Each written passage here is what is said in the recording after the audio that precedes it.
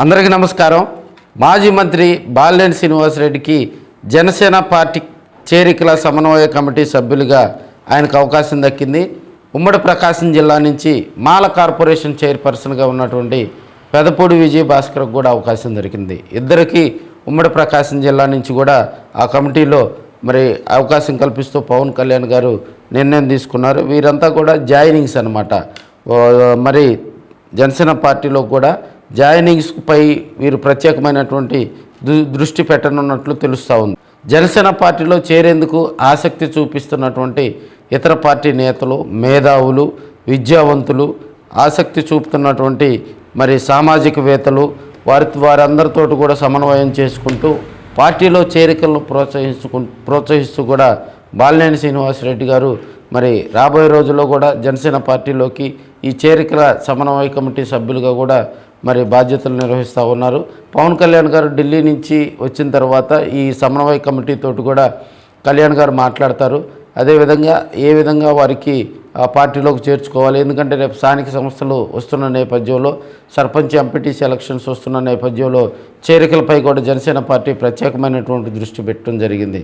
అయితే బాలినేని శ్రీనివాసరెడ్డి ఇప్పటి వరకు కూడా జనసేన పార్టీలో చేర్చింది మరి ఉమ్మడి ప్రకాశం జిల్లా కానీ ఇతర జిల్లాల్లో కూడా జనసేన పార్టీలో మరి బాలినేని తరఫున కూడా చేరింది అంతంత మాత్రమే అనేది రాజకీయంగా కూడా చర్చ నడుస్తుంది. భారీ చేరికలైతే ఒంగోలు కానీ ఉమ్మడి ప్రకాశం జిల్లాలో బాలినేని వైపు నుంచి ఇప్పటి వరకు చేరికలు పెద్ద స్థాయిలో జరగలేదని కొంతమంది చెప్తున్నటువంటి అంశం.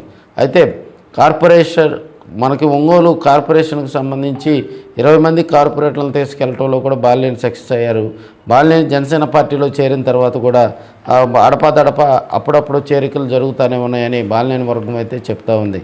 రాజకీయంగా మనకి ఉమ్మడి ప్రకాశం జిల్లా జనసేన పార్టీకి సంబంధించి అధ్యక్ష పదవి మరి అది కూడా రాబోయే రోజుల్లో ఎవరికి ఇస్తారనేది కొంత కలవరం మొదలైంది. ఇప్పటికే బాలినేని ప్రసన్నం చేసుకునేందుకు రాజకీయంగా కూడా బాలినేని శ్రీనివాసరెడ్డి వైపు ఉన్నటువంటి కొంతమంది కాపులు అయితే దీనిపై స్పెషల్ ఫోకస్ పెట్టినట్టు తెలుస్తూ ఉంది. రాజకీయంగా బాలినేని శ్రీనివాసరెడ్డికి ఇప్పుడు జనసేన పార్టీ ఈ చేరికలకు సంబంధించి సమన్వయ కమిటీలో మరి ఒక పదవి రావటం ఇది శుభపరిణామంగా కూడా రాజకీయవేత్తలు చెప్తున్నటువంటి అంశం. బాలినేనికి రాబోయే రోజుల్లో రాజకీయంగా కూడా మంచి నామినేటెడ్ పదవులు వస్తాయి, పార్టీ పదవులు వస్తాయని చెప్తున్నారు. అదేవిధంగా ఈ ఎమ్మెల్సీ పదవి అనేది కూడా మరి దానిపై ఇప్పటివరకు ఎటువంటి క్లారిటీ లేకపోవటం రాజకీయంగా చర్చ నడుస్తుందని కూడా మనం చెప్పుకోవచ్చు. అదేవిధంగా రేపు పవన్ కళ్యాణ్ గారు ఢిల్లీ పర్యటన ముగించుకొని వచ్చిన తర్వాత జనసేన పార్టీకి సంబంధించి ఈ చేరికలపై ప్రత్యేకమైనటువంటి దృష్టి పెట్టడమే కాకుండా ఈ సమన్వయ కమిటీ సభ్యులకు కూడా దిశానిర్దేశం చేసిన అనంతరం ఈ మండల స్థాయి, జిల్లా స్థాయి, గ్రామ స్థాయి, నియోజకవర్గ స్థాయి కమిటీలు అదేవిధంగా కొత్త వారికి అవకాశం ఉంటుంది.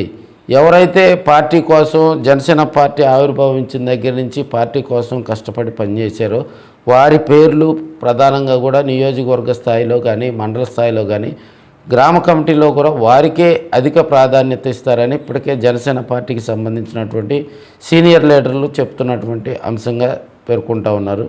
అయితే జనసేన పార్టీ ప్రకాశం జిల్లా అధ్యక్ష పదవి అనేది ఇప్పటి వరకు పేరు బయటకు రాకపోవటం, ఎవరికి వస్తుందో అనే అంచనాలు కూడా అందుకోకపోవటం, కమ్యూనిటీ పరంగా చూసినట్టయితే కాపులకే వచ్చే అవకాశాలు ఉన్నాయని మరి కొంతమంది రాజకీయంగా కూడా దీనిపై చర్చ నడుపుతున్నారు.